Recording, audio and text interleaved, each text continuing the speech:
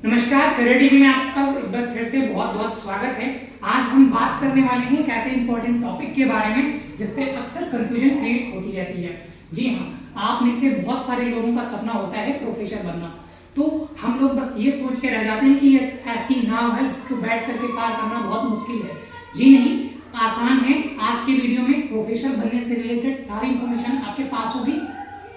बिना किसी देरी के हम आपको पहले ये बताते हैं कि आज की वीडियो अगर आपने देखी तो प्रोफेसर बनने से रिलेटेड जितनी भी क्वेरीज आपके मन में हैं वो सारी क्वेरीज रिजॉल्व हो चुकी होगी। बात कर लेते हैं कि क्या क्या इस वीडियो में आपको मिलेगा। तो सबसे पहले अगर बात करते हैं, इस वीडियो में आपको देखने को मिलेगा कि ये कंप्लीट वीडियो होगा जिस वीडियो में आपको एक फुल इंफॉर्मेशन मिल जाएगी कि प्रोफेसर कैसे बनते हैं, कौन कौन से स्टेप्स होते हैं, उन इंपॉर्टेंट स्टेप्स के बारे में बात कर रहे हैं। और ये सारी की सारी जानकारी प्रोफेसर से रिलेटेड सारी जानकारी आपको इसी वीडियो में मिल जाएगी। तो जानिए कि इस वीडियो में हम लोग क्या जानेंगे। तो सबसे पहले जो आपके दिमाग में क्वेश्चंस आते हैं उनसे रिलेटेड हमारी बात होगी। सबसे पहले कि सरकारी प्रोफेसर क्या होता है, सरकारी प्रोफेसर किसे कहते हैं, प्रोफेसर और सरकारी प्रोफेसर में क्या अंतर है, उसके बाद में इसकी क्वालिफिकेशन क्या होती है, प्रोफेसर बनने के लिए प्रोसेस क्या है। अब आप बात करोगे इसमें कि प्रोफेसर बनने के लिए प्रोसेस क्या होती है, आप प्रोसेस के बारे में जानोगे। नेक्स्ट आप देखोगे कि पेपर कौन कौन से आपको देने होते हैं। मींस अगर आप प्रोफेसर बनना चाह रहे हो तो आपको कौन कौन से ऐसे एग्जाम है जिनको क्वालिफाई करने के बाद में आप प्रोफेसर बन जाओगे। नेक्स्ट है कि इसका फॉर्म कब निकलता है। जी आपको पता चलेगा इस वीडियो में कि प्रोफेसर बनने के लिए जो भी फॉर्म होते हैं वो कब निकलेंगे, आवेदन शुल्क भी क्या होता है और ये कितना होता है, इसके बारे में भी हम लोग बात करेंगे। नेक्स्ट हम क्या क्या जानेंगे कि इसका एग्जाम पैटर्न क्या होता है, इसके सिलेबस के बारे में भी हम पूरी डिटेल लेंगे।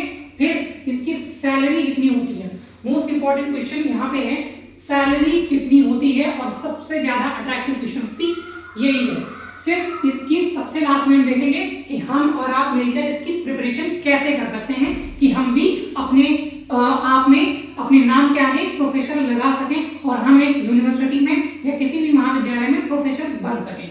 तो चलिए बिना किसी देरी के आज के वीडियो लेक्चर को स्टार्ट करते हैं। तो सबसे पहला हमारा क्वेश्चन था कि प्रोफेसर क्या होता है। मींस देखो, प्रोफेसर यहाँ पे दो तरह के होते हैं। अगर आपको मैं बहुत सिंपली बताऊं तो एक सरकारी हो गया प्रोफेसर, एक प्राइवेट प्रोफेसर हो गया। अब मैं ये जानबूझ के डिवाइड कर रहा हूं, ऐसा लिखे में नहीं है कहीं पे। तो सरकारी प्रोफेसर बनना और एक प्राइवेट प्रोफेसर बनना, इसमें अंतर क्या है पहले तो आप ये समझ लीजिए। तो मैं जो प्रोफेसर की बात कर रहा हूं, मैं यहाँ पे जो भी आगे डिटेल बताऊंगा आपको वो सरकारी प्रोफेसर जो होते हैं, गवर्नमेंट प्रोफेसर के बारे में हम लोग बात करेंगे। तो अगर आपने समझ लीजिए प्रोफेसर क्या होता है, तो मैंने बताया आपसे कि अगर कोई भी यूनिवर्सिटी में पढ़ाने के लिए अगर आप किसी भी यूनिवर्सिटी में पढ़ाना चाह रहे हो, किसी भी महाविद्यालय में आप पढ़ाना चाह रहे हो, तो आपको प्रोफेसर बनना जरूरी होता है। मींस यूनिवर्सिटी में मोस्टली जो टीचर्स होते हैं वो प्रोफेसर होते हैं। स्कूल लेवल पे आप, कॉलेज लेवल पे आप देखोगे तो यहाँ पे थोड़े से मात्रा में कम दिखेंगे, मतलब इंस्टीट्यूट में एक या दो प्रोफेसर होते हैं, बाकी सारे नहीं। बट यूनिवर्सिटीज में मोस्टली प्रोफेसर ही पढ़ाते हैं। ये किसको पढ़ाएंगे, मतलब ग्रेजुएशन और पोस्ट ग्रेजुएशन के बच्चों को पढ़ाने के लिए प्रोफेसर्स का अपॉइंटमेंट किया जाता है। मींस अगर आप प्रोफेसर बनते हो तो आप भी ग्रेजुएशन और पोस्ट ग्रेजुएशन या फिर किसी और प्रोफेशनल कोर्स को आप जाकर के पढ़ाएंगे। तो आपके दिमाग में यह आ गया होगा कि प्रोफेसर क्या होते हैं और इनका काम क्या होता है। ग्रेजुएशन और पोस्ट ग्रेजुएशन के बच्चों को पढ़ाने के लिए प्रोफेसर्स का अपॉइंटमेंट होता है। नेक्स्ट क्वेश्चन जो हमारा था उसके बारे में बात कर लेते हैं कि इसकी क्वालिफिकेशंस क्या क्या चाहिए। अगर आपको भी प्रोफेसर बनना है तो आपको क्या क्या क्वालिफिकेशंस की नीड होगी। तो आप समझ लीजिए, अगर आपको प्रोफेसर बनना है तो सबसे पहले नीड जो आपकी होगी, मींस आपको पीजी किया होना चाहिए। आपने ग्रेजुएशन करी, किसी भी स्ट्रीम में ग्रेजुएशन करी, उसी स्ट्रीम के किसी सब्जेक्ट में आपने पीजी किया। ध्यान रहे पीजी में आपको मिनिमम 55% नंबर चाहिए ही चाहिए। अगर आप ओबीसी एससी एसटी कैटेगरी से आते हैं तो इसमें 5% लेस कीजिए, मींस 50% चाहिए। मैं जनरल कैटेगरी की बात कर रहा हूं तो पीजी में आपको 55% नंबर चाहिए। फिर यूजीसी या सीएसआईआर नेट आपका क्वालिफाई होना चाहिए, नेट या जेआरएफ। तो यूजीसी भी कराती है नेट कंडक्ट और सीएसआईआर भी कराती है, जिसके बारे में हमने प्रीवियस वीडियो में बात करी थी कि यूजीसी नेट और सीएसआईआर नेट में क्या अंतर है। तो आप कॉमनली समझ लीजिए कि यूजीसी आर्ट्स के जो सब्जेक्ट होते हैं उनको कराती है, सीएसआईआर साइंस के सब्जेक्ट्स के लिए नेट कराती है। बस इतना आपको समझ लेना है। नेक्स्ट देखेंगे, उसके बाद में आपका नेट का पेपर क्वालिफाई हो गया, उसके बाद आपको एमफिल या पीएचडी करनी होती है। इसके बाद आप असिस्टेंट प्रोफेसर के लिए जो भी फॉर्म निकालते हैं उसको भरने की एलिजिबिलिटी आप में आ जाती है या आप उसके एलिजिबल हो जाते हो। तो यही नीचे मैंने मेंशन कर दिया है कि पीजी में आपको मिनिमम 55% नंबर चाहिए ही चाहिए। अब क्या आपके पास ये क्वालिफिकेशन है तो आप प्रोफेसर बन गए? जी नहीं, बिल्कुल भी नहीं। प्रोफेसर बनना इतना भी आसान नहीं है। मतलब आपने ये क्वालिफिकेशन ले ली, फिर अलग अलग विश्वविद्यालय लेवल पे आपके फॉर्म निकलते हैं, आपको उनकी वेबसाइट चेक करनी है। जैसे ही फॉर्म निकलते हैं आप फॉर्म को फिल करेंगे, आपका एग्जाम होगा और उस बेस पे आपका चयन होगा। अब क्या मेरा एग्जाम जैसे ही मैं क्वालिफाई करता हूँ क्या मैं डायरेक्ट प्रोफेसर बन जाऊंगा? जी बिल्कुल भी नहीं। सबसे पहले आप बनोगे असिस्टेंट प्रोफेसर। असिस्टेंट प्रोफेसर के पद पे आप अपॉइंटमेंट पाओगे। उसके बाद में आप, अगर आपका प्रमोशन होता है तो प्रमोशन के बाद में आप एसोसिएट प्रोफेसर बन जाओगे। आप एसोसिएट प्रोफेसर बनोगे। एसोसिएट प्रोफेसर जब प्रमोशन पाता है तब ये बन जाते हैं प्रोफेसर। ठीक है, एसोसिएट के प्रमोशन के बाद में बनते हैं प्रोफेसर। सो असिस्टेंट प्रोफेसर के रूप में आपको 10 से 12 साल काम करना होता है। इसके बाद में आपका प्रमोशन होता है एसोसिएट प्रोफेसर के पद पे। एसोसिएट प्रोफेसर जो होते हैं ये अपने टाइम में 10 साल से 12 साल मान लीजिए काम करने के बाद में आप प्रोफेसर के पद पे नियुक्ति पा जाते हो। अब क्या होता है कि आपको 10 से 12 साल बाद में डायरेक्ट एसोसिएट प्रोफेसर बना दिया जाता है। तो यहाँ पर भी ये आंसर कि आपका यहाँ पे सिर्फ इंटरव्यू होता है। मींस असिस्टेंट प्रोफेसर के बाद में आपके इंटरव्यू होंगे, इंटरव्यू के बेस पे आपका प्रमोशन भी निर्धारित होता है। चलिए, मुझे उम्मीद करता हूँ कि ये क्वालिफिकेशन क्या क्या चाहिए आपको समझ में आ गया होगा। मींस पीजी में आपको 55% नंबर चाहिए, यूजीसी नेट आपका क्लियर होना चाहिए, मतलब पर्टिकुलर सब्जेक्ट में आपने नेट क्वालिफाई किया हो, और उसके बाद में अगर आप पीएचडी होल्डर हैं तो आपकी एलिजिबिलिटी बढ़ जाती है।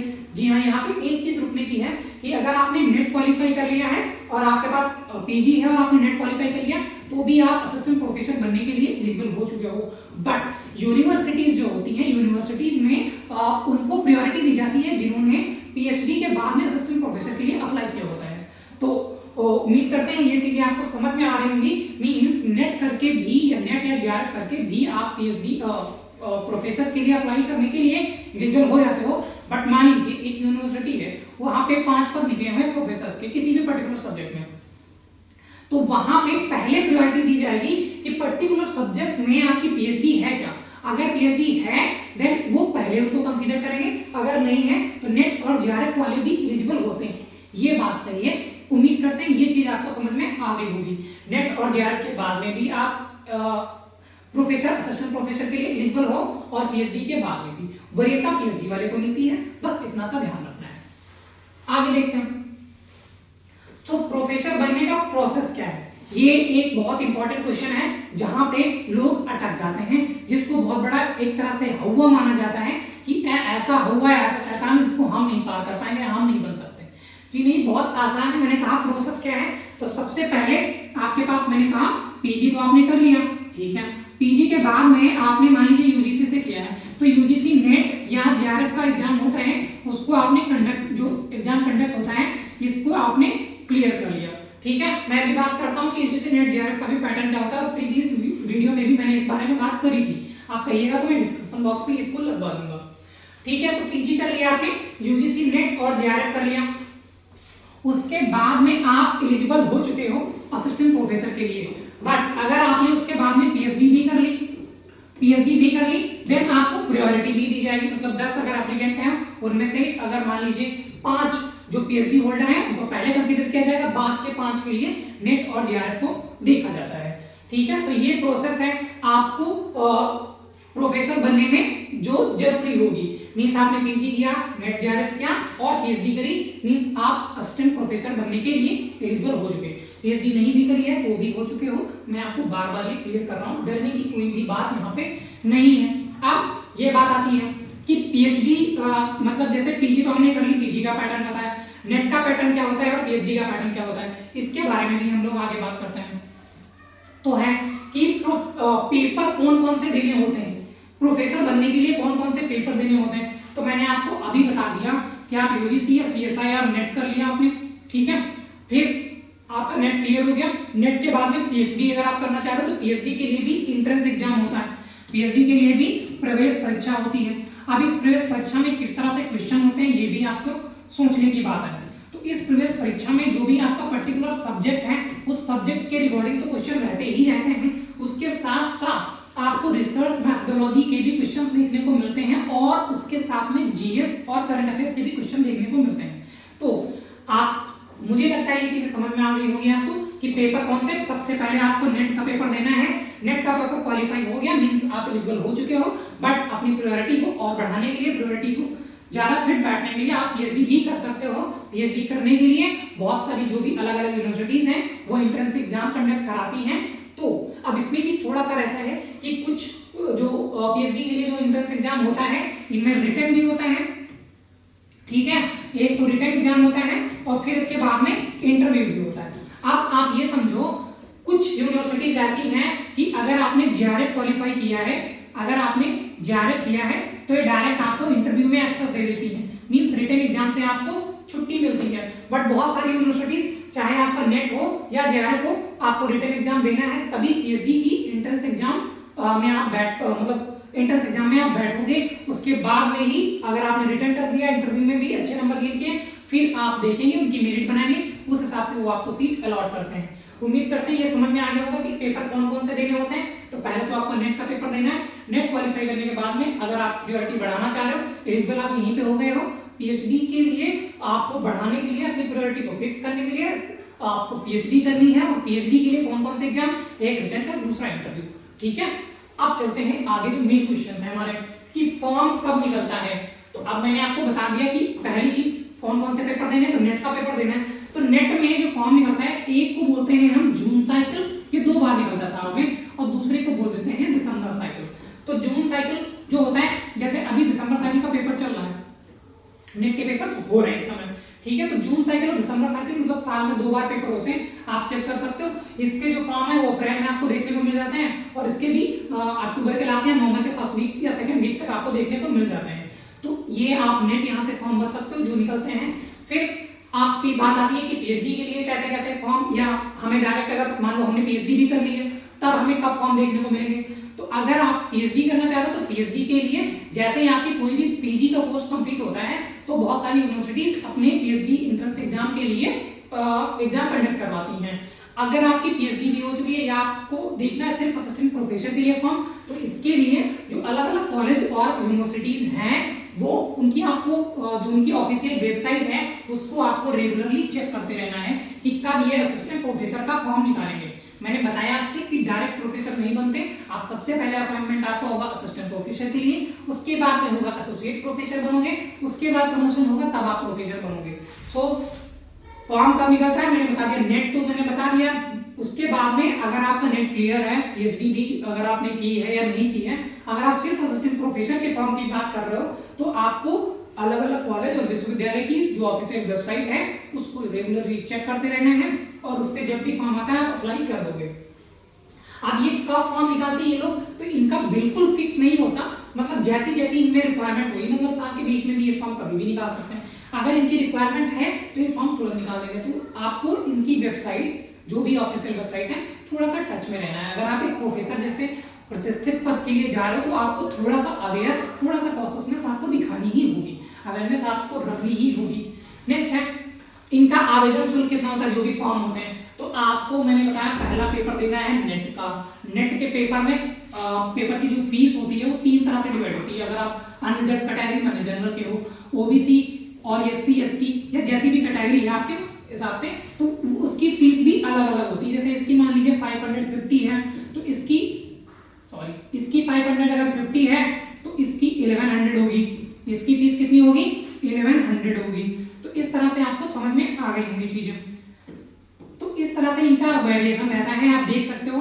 फिर जो सेंट्रल यूनिवर्सिटीज होती हैं इनके फॉर्म जो होते हैं वो अलग अलग होते हैं, आप उसमें भी देख सकते हो। जैसे कि आप असिस्टेंट प्रोफेसर के लिए अप्लाई करना चाह रहे हो तो जो भी यूनिवर्सिटी है उसने अपना फिक्स पैटर्न रखा होता है, फिक्स पैटर्न के बेस पे फिक्स एग्जाम कराती है।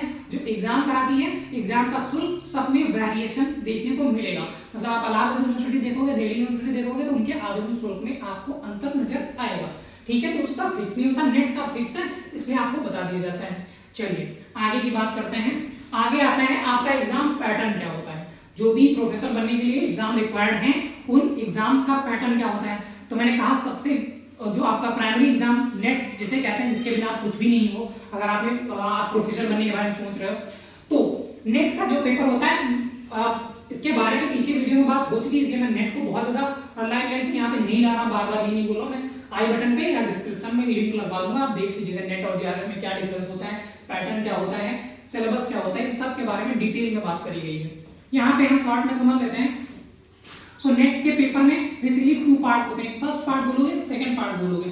तो फर्स्ट पेपर और सेकंड पेपर, जो फर्स्ट पेपर होगा उसमें 50 क्वेश्चंस होंगे और जो सेकंड पेपर होगा उसमें 100 क्वेश्चंस होंगे। तो ये 50 क्वेश्चन जो होंगे इसमें जीके, जीएस, रिसर्च और आईसीटी ये सारी 5 यूनिट होती है बेसिकली, ठीक है, 10 यूनिट, ये 10 यूनिट इसमें पढ़ोगे आप। और ये जो आपका 100 नंबर का सेकंड पेपर होता है, इसमें आपके सब्जेक्ट से रिगार्डिंग क्वेश्चन पूछे जाते हैं, ठीक है, सब्जेक्ट से रिगार्डिंग इसमें क्वेश्चन पूछे जाते हैं। तो आप ये पेपर क्वालिफाई करोगे, इस पेपर को क्वालिफाई करने के बाद में अगर आपका नंबर बहुत अच्छा आ जाता है तो आपका नेट क्लियर हो गया। अगर आप टॉप 1% या 0.5% में आते हो मींस आपका जेआरएफ क्लियर हो गया। अगर आपका जेआरएफ क्लियर हो जाए तो एक चीज और यहाँ पे मैं ऐड कर दे रहा हूँ, अगर आपने जेआरएफ क्लियर कर लिया है तो आपको गवर्नमेंट फेलोशिप भी देती है। जेआरएफ का मतलब ये होता है जूनियर रिसर्च फेलोशिप, और ये फेलोशिप अभी लगभग 41K के आसपास में मिल रही है, मतलब 41,000 रुपीज आपको पर मंथ रिसर्च फेलोशिप के थ्रू मिलेंगे, जो आपकी पीएचडी करने में आपके लिए हेल्पफुल होंगे।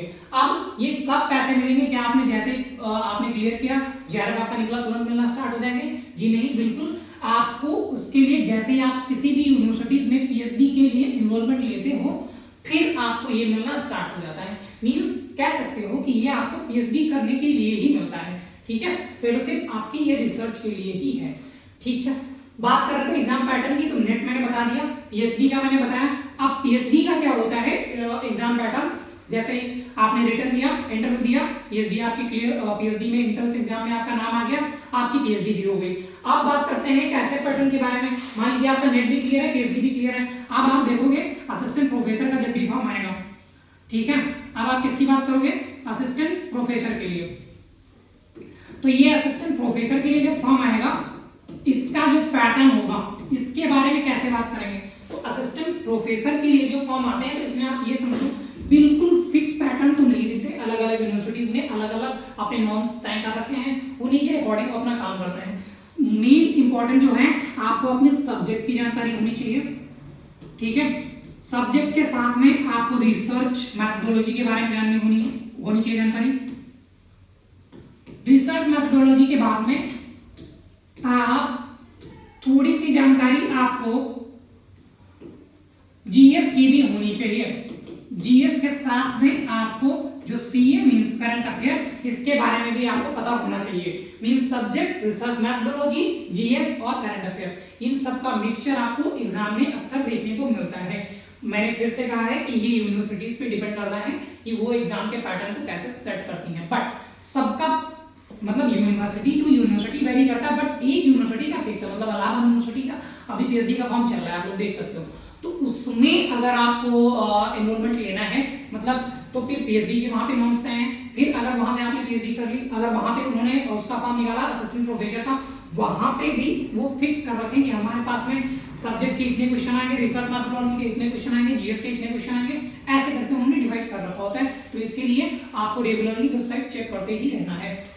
नेक्स्ट, मुझे लगता है एग्जाम पैटर्न समझ में आ गया होगा। दो तरह से होता है, एक तो नेट, आप पीएचडी करोगे, नेट और पीएचडी आपकी दोनों हो चुकी है। असिस्टेंट प्रोफेसर जैसे ही किसी यूनिवर्सिटी से आए, उसका नोटिफिकेशन भी आता है, उसमें सारी चीजें मेंशन भी होती हैं। चलिए अब चलते हैं आगे में देखेंगे हम इसके सिलेबस के बारे में। सिलेबस के बारे में जो अभी मैंने पीछे लगभग आपको बता दिया। तो अगर आप असिस्टेंट प्रोफेसर के लिए डायरेक्ट देखते हो तो यूपीपीएससी जो वेबसाइट होती है, ये आपके असिस्टेंट प्रोफेसर का एग्जाम कंडक्ट कराती है, जो गवर्नमेंट असिस्टेंट प्रोफेसर की बात मैं कर रहा हूँ। उसके बाद इसके सिलेबस को अगर आप देखोगे तो कॉलेज लेवल पर ये अलग अलग आपको देखने को मिलेगा। जैसी यूनिवर्सिटी होगी, जिस यूनिवर्सिटी ने जो भी नॉर्म्स तय कर रखे होंगे, उसी के अकॉर्डिंग इनका सिलेबस होगा। मैंने कहा ना, इस यहाँ के सिलेबस में आपको, इसके सिलेबस में आपको डिफरेंस देखने को मिलेगा, वेरिएशन देखने को मिलेगा। अब ये वेरिएशन क्यों देखने को मिलेगा? क्योंकि अलग अलग यूनिवर्सिटी अलग अलग कराती है। मान लीजिए आप डीयू से कर रहे हो, आप इलाहाबाद यूनिवर्सिटी से कर रहे हो, ठीक है, आप इलाहाबाद यूनिवर्सिटी से कर रहे हो या आप एलयू से कर रहे हो, लखनऊ यूनिवर्सिटी से कर रहे हो, तो इनके तीनों के सिलेबस में आपको थोड़ा थोड़ा वेरिएशन देखने को मिलेगा। तो ये अगर आपको एग्जैक्ट इन्फॉर्मेशन चाहिए कि सिलेबस क्या होता है, मतलब आपने अगर असिस्टेंट प्रोफेसर को ही देखना है, आपने नेट कर लिया, पीएचडी कर ली, या फिर नेट कर लिया, पीएचडी नहीं करनी है, आपको सिर्फ असिस्टेंट प्रोफेसर बनना है, देन आपको इनकी वेबसाइट चेक करनी है, डीयू का क्या पैटर्न है, एलयू का क्या पैटर्न है और सिलेबस क्या है, ये सारी चीजें आपको वेबसाइट पे मिलेंगी। नेक्स्ट बात करते हैं सबसे इंपॉर्टेंट टास्क और सबसे इंपॉर्टेंट क्वेश्चन, वो है कि भैया प्रोफेसर को सैलरी कितनी मिलती है। और आपको पता है कि जितनी मैंने रिसर्च करी इस वीडियो को बनाने के लिए, तो मुझे ये इकलौता पैसा ऐसा लगा जो गवर्नमेंट सेक्टर में रहते हुए, मतलब आप कह सकते हो आपके पास सरकारी जॉब है और सरकारी जॉब में भी इतना ज्यादा पैसा मैंने किसी और दूसरी जॉब में नहीं सुना, नहीं देखा और रिसर्च के दौरान भी मुझे नहीं मिला। मैं बताता हूँ, असिस्टेंट प्रोफेसर की सैलरी जो स्टार्ट होती है वो ऑलमोस्ट 57,000 से प्लस की स्टार्ट होती है और ये 90,000 तक जाती है। मींस आपकी पहली सैलरी ही 60 के आसपास में होती है। और यहाँ पे रुकना नहीं होता, ये सैलरी जब आती है इसके तुरंत बाद आपको प्रमोशन होता है, तब तक आपकी सैलरी, मतलब असिस्टेंट प्रोफेसर आप ऐसे समझो, यहाँ मैं लिख रहा हूँ, आप असिस्टेंट प्रोफेसर से बनोगे आप एसोसिएट प्रोफेसर, ठीक है, आप एसोसिएट प्रोफेसर बन गए, एसोसिएट प्रोफेसर के बाद में आप बनोगे प्रोफेसर, जो मैंने बताया आपसे, आप बन गए प्रोफेसर। तो आप ये समझो यहाँ पे सैलरी ऐसी नहीं बढ़ती कि 10,000 15,000 बढ़ रही है, मैं देख रहा हूँ 50,000 बढ़ रही है एक साथ में, कभी एक साथ में 80,000 बढ़ रही है जब आप असिस्टेंट प्रोफेसर से प्रोफेसर बन रहे हो। मतलब एक टाइम के बाद में इतने लंबे लंबे गैप आपको देखने को मिलेंगे इसकी सैलरी में। सो 57,000 से बेसिकली स्टार्ट होती है, 90,000 तक जाती है, इसके प्लस भी हो जाती है। और हाँ, ये मैं स्टेट का बता रहा हूँ, अगर सेंट्रल यूनिवर्सिटी की बात करो, आप सेंट्रल यूनिवर्सिटी की बात करेंगे तो ये सैलरी और ज्यादा ऊपर जाती है, ठीक है, ये 90 के जो है इसके प्लस भी हो जाती है। अब बात करते हैं अगर प्रोफेसर्स की, तो 1 लाख प्लस, ये मैंने बहुत मिनिमम लिखा है इनकी, तो इतनी होती है, ये लगभग 2.5-3 लाख तक मान के चलो, उसके ऊपर भी जा सकती है। मैंने देखा मेरे प्रोफेसर की ये सैलरी लगभग 2.5 लाख के आसपास में थी। बहुत मींस मुझे स्माइल इसलिए आ रही है कि अपने आप में एक बहुत ही हैंडसम सैलरी बोल रहे हैं इसको, ये है, और ये मोटिवेटिंग भी है कहीं ना कहीं, किसी ना किसी रूप में। जब हमें बहुत सारी चीजें ऐसे मिलती हैं तो एक प्रोफेसर जैसा ऑरा और इतनी ज्यादा सैलरी, क्यों नहीं कोई बच्चा अट्रैक्ट होगा, क्यों नहीं इसके लिए मेहनत करेगा। तो ये सैलरी जो होती है वो 1 लाख प्लस होती है और ये 3 लाख तक भी जा सकती है और जाती भी है, ठीक है। तो ये कितना जा सकती है इसके बारे में अनुमान लगाना बहुत मुश्किल है। आप ये मान के चलो कि प्रोफेसर की सैलरी अपने आप में बहुत अच्छी होती है, बहुत ही ज्यादा अच्छी होती है। आप सबसे बड़ा मोटिवेशन अगर ले सकते हो, अगर आपका सब्जेक्ट में मन लग रहा है तो एक बार सैलरी को ध्यान रखो, ठीक से तैयारी करिए। प्रोफेसर बनना बहुत बड़ा काम नहीं है, बहुत बड़ा टास्क नहीं है, बहुत ज्यादा मेहनत नहीं है, बट आपको थोड़ी सी कंसिस्टेंसी दिखानी होगी, थोड़ा सा सीरियसनेस दिखानी होगी कि आप पर्टिकुलर सब्जेक्ट में अच्छे बनो। धीरे धीरे जो भी सब्जेक्ट है आपको उस पर कमांड होनी चाहिए, हल्की फुल्की जीएस भी आपको जो पूछी जा रही है उसके लिए आपको तैयार रहना होगा, ठीक है। आगे चलते हैं, इसका जो लास्ट क्वेश्चन आज का हम लेते हैं कि इसकी तैयारी कैसे करें। तो तैयारी कैसे करें, मैंने आपने देख लिया कि बहुत अच्छा एग्जाम है, बहुत ज्यादा कुछ करना नहीं है, क्वालिफाई करना, पीएचडी करनी है, अगर पीएचडी नहीं करे तो भी प्रोफेसर बन जाएंगे, ठीक है। और असिस्टेंट प्रोफेसर बनने के साथ ही साथ आप पीएचडी कर सकते हो। जब आप असिस्टेंट प्रोफेसर बन जाते हो उसके साथ साथ भी पीएचडी चलती रहती है। ऐसे भी बहुत सारे रूल्स और रेगुलेशंस यूजीसी ने बना रखे हैं। अब बात करते हैं कि अगर इतनी अच्छी जॉब है, इतनी अच्छी पोस्ट है और रिस्पेक्ट की तो बात ही नहीं है, आपके नाम के आगे डॉक्टर लगता है, अगर आप प्रोफेसर बनते हो तो असिस्टेंट प्रोफेसर, ये सारी चीजें नाम के आगे लग जा रही हैं। तो एक तरह से बहुत अच्छी जॉब है ये। जॉब तो छोड़ दीजिए, ये ऐसी सर्विस है जिसमें कि आपको जो रिस्पेक्ट मिलती है वो तो मिलती है, उसके साथ में सैलरी इतनी ज्यादा, और इसका काम कितना होता है, आपको अपने दिमाग पे ही काम करना, आपको बहुत बढ़िया लोगों के साथ में आपका इंटरेक्शन होगा, आपके जो बच्चे होंगे यूजी पीजी लेवल के होंगे, मतलब आप एक मान के चलिए ये बहुत बड़ी अपॉर्चुनिटी होती है लोगों के पास में, जिसको ग्रैब करना हर कोई चाहेगा अगर इसके बारे में उसको डिटेल पता हो तो। सो इसकी तैयारी कैसे करेंगे, तो पहले हम देखेंगे इसके आपको सब्जेक्ट पे अपने कमांड रखनी चाहिए। जैसे कि मैं बात कर रहा हूं, अगर आपने एमएड किया हुआ है, ठीक है, बीएड के बाद में होता है, आपने एमएड किया हुआ है, मींस आपका सब्जेक्ट हो गया एजुकेशन। अब इस एजुकेशन के सब्जेक्ट में आपको अच्छी कमांड होनी चाहिए। आप अगर असिस्टेंट प्रोफेसर के लिए ट्राई कर रहे हो तो सबसे पहले आप क्या करोगे, प्रीवियस ईयर जो पेपर हैं आप उनको सॉल्व करो, ठीक है। उससे आपको एग्जाम का एक आइडिया मिल जाएगा कि असिस्टेंट प्रोफेसर एग्जाम के लिए जो पैटर्न आ रहा है, क्वेश्चन का लेवल आ रहा है वो कैसा है, ठीक है। फिर आपको सब्जेक्ट के साथ साथ में जीएस की भी तैयारी अच्छी खासी आपको करनी पड़ेगी कि जीएस भी आप रेगुलर बेसिस पे थोड़ा थोड़ा करके ही सही आप लगातार उसको पढ़ते रहें। फिर बात करते हैं न्यूज़पेपर की। तो न्यूज़पेपर रीडिंग की हैबिट एक बना लेनी चाहिए और इससे क्या हमारा करंट अफेयर जो है वो पोर्शन पूरा का पूरा मजबूत हो जाता है। मींस अगर आप इतनी बड़ी लड़ाई और इतनी इंपॉर्टेंट लड़ाई के लिए जा रहे हो तो आपको अपने साइड से कोई भी एफर्ट नहीं छोड़ना है, कुछ भी कोई भी मौका नहीं गंवाने देना है, किसी भी सब्जेक्ट को कम ज्यादा नहीं आना है। मतलब आपका सब्जेक्ट के साथ साथ में, और ये मेनली रिसर्च मैथोडोलॉजी, ये किसी न किसी रूप में नेट में तो है ही है, नेट में भी पूछी जा रही है, जो भी पीएचडी इंट्रेंस एग्जाम होते हैं उसमें भी पूछी जाती है, और जो आपके जैसे आप असिस्टेंट प्रोफेसर के लिए जो एग्जाम दोगे, जो यूपीपीएससी कंडक्ट कराती है, उसमें भी रिसर्च मैथोडोलॉजी का बहुत बड़ा योगदान होता है। तो आपको ये दोनों पे बहुत ज्यादा जोर देना है, उसके बाद में जीएस और 4th नंबर पे जो करंट अफेयर है उसको। और इन सब की तैयारी आपकी कैसे चल रही है इसको चेक करने के लिए रेगुलर बेसिस पे आपको प्रीवियस ईयर क्वेश्चंस को सॉल्व करते रहना है। अब इस तैयारी के इस मोड पे अगर आप आज वीडियो के इस एंड तक आ चुके हो तो आपको मैं बताना चाहूंगा कि हम हमारे चैनल पे ऐसी ही इंपॉर्टेंट वीडियोस लेके आते रहते हैं। अगर आपको ये वीडियो पसंद आई हुई तो अगर पसंद आई है तो वीडियो को लाइक कीजिए, चैनल को शेयर कीजिए, सब्सक्राइब कीजिए और अपने उस दोस्त को तो जरूर शेयर कीजिए जो प्रोफेसर बनना चाह रहा है। उसको बताइए कि इस जो एग्जाम को जितना लोगों ने हुआ बना रखा है वैसा कुछ भी नहीं है। हम अगर ठीक से प्रिपरेशन करेंगे तो इस एग्जाम को आसानी से क्रैक कर सकते हैं। तो उम्मीद करते हैं आप लोग चैनल को सब्सक्राइब करेंगे क्योंकि हम ऐसी ही वैल्यूएबल वीडियोस आपके लिए लाते रहेंगे। तो मैं महेश कुमार आज के लिए बस इतना ही, मिलते हैं किसी अगली वीडियो में। तब तक के लिए जय हिंद, नमस्कार, वंदे मातरम।